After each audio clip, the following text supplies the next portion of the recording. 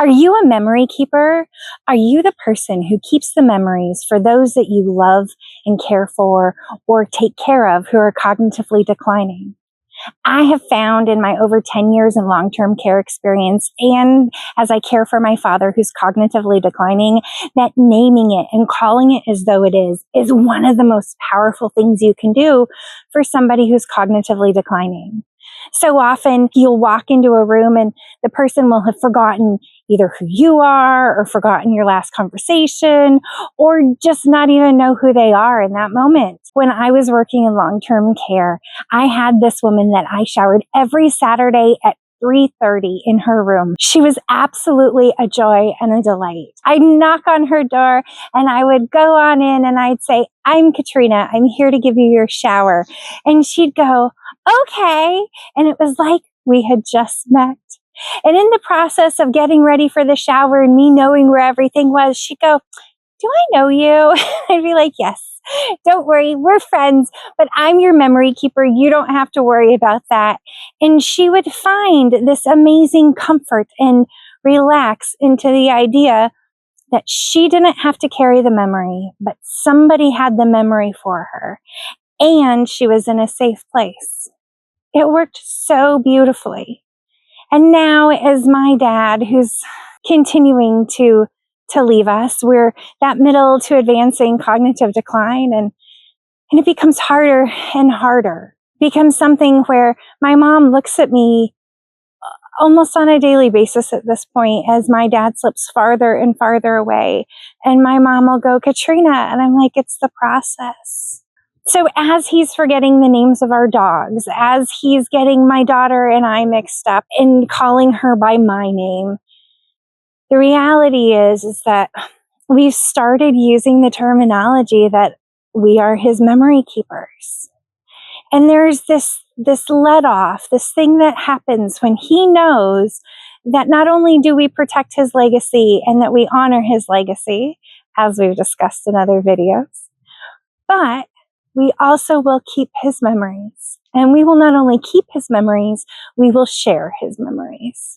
There's so much power in that, especially as your person who's cognitively declining. My dad, he gets, for lack of a better word, scared.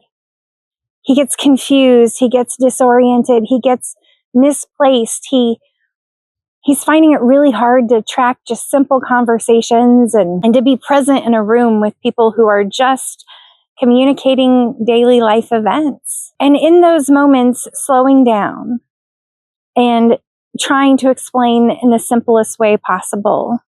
And then when he doesn't remember something or doesn't understand, I'm able to say, "It's okay, Dad. I'm your memory keeper." And this comfort overtakes him and he lets down. I offer you these two stories as a way to reframe, evaluate, look at the way that you personally look at that person as they're losing their cognition and their memories, and a way for you to reframe it so that you are able to help them.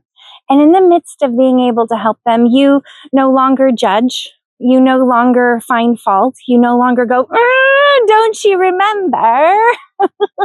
Because they don't.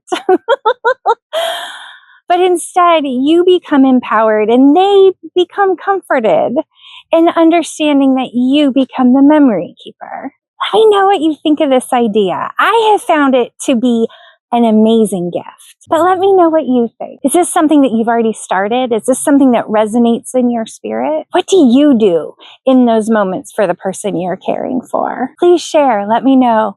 Let me know if there's any topics you want to cover, anything specific that you're struggling with and that you're thriving with. Tell me your wins. I love to hear wins.